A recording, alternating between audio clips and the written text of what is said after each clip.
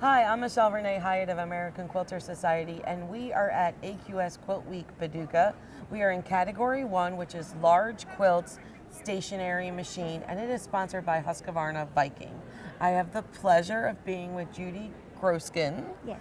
And we are in front of her RAZZLE DAZZLE quilt.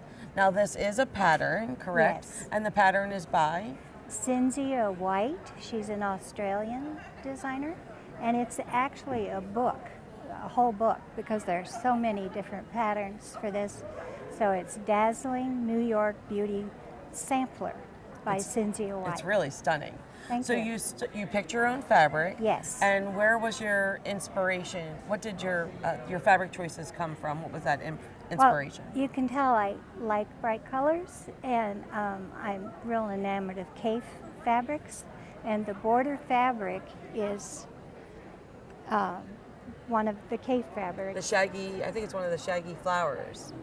I'm not sure. I think I don't remember. I'm a little bit of a Kaffe lover myself. Yes, yeah. But so my first thing when I make a quilt is decide the pattern and the color palette, and I spend a long time on color palette and pulling on the fabrics.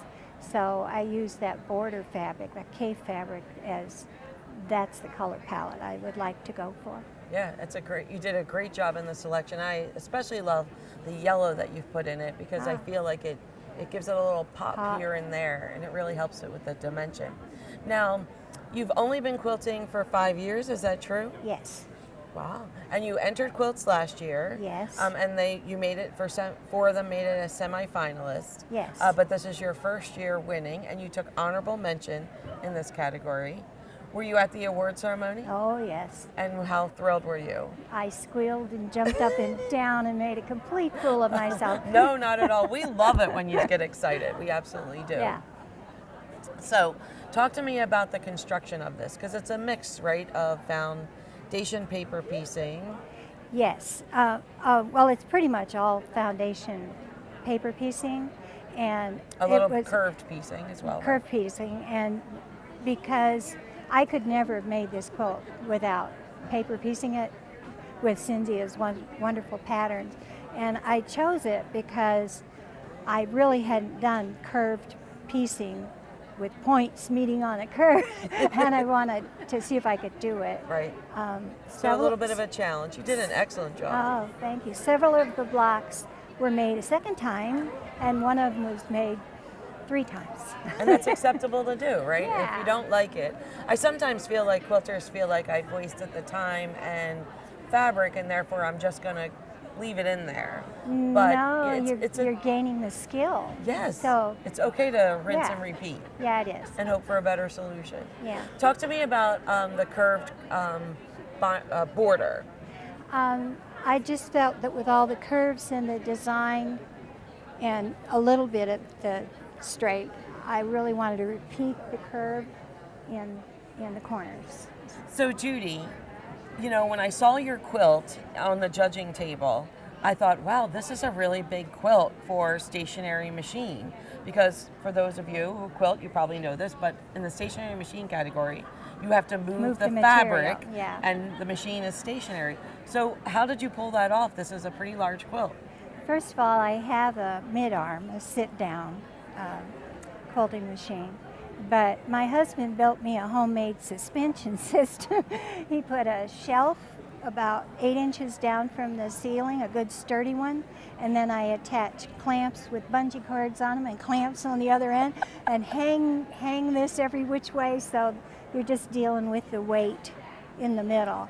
And then as an old lady, I can move it around. That is excellent. That's almost like our Troy built items in the office. We have a gentleman who we talk about, we need to be able to do this, and he put something together for us. So he sounds very handy. Somebody you want to keep around. Yeah, he's been around a while. So then you did the fake flange binding, is that? Yeah, on the bias. On the bias. That's what I was going to say, because you had those curves. Yes. So what was the most challenging part of the quilt for you? Probably some of the piecing. You were not only making a foundation unit, you were making smaller units paper piece that fit inside the larger unit. So one of the reasons I love to use batik so much is if you do them upside down, you're okay. And that helps with paper piecing. It does, because you almost have to think backwards. Yes, a lot. Yeah. Too much. Too funny, I should say. What advice would you give someone who has not entered, that's on the fence with entering? Enter. I mean, this is my third year coming here. The first year I came, and of course, like everybody else, was in awe, going, oh, wow, whatever. And then a couple of quilts I went, I think I could do that, and you haven't got anything to lose by trying. This is true. And with the categories, you're allowed to enter one quilt that fits the category in as many categories as you want. So I entered 6 quilts hoping to get one in, and I got 4 in. And now this year you just went with one entry. Quilt, one entry. And look, it took honorable mention.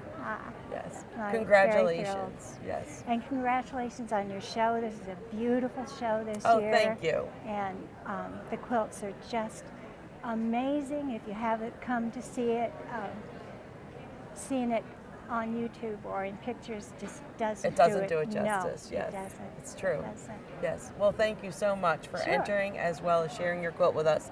And I understand that you've submitted as well for Grand Rapids and Lancaster. Yes. Grand Rapids contest is closed, but you still, if you're watching this close to the time we aired it, Lancaster is still open. But if not, our 2026 contest rules are up and our entry dates are up there. So we hope that you take a chance and enter your quilt in our quilt contest. You can find all the details at AmericanQuilter.com.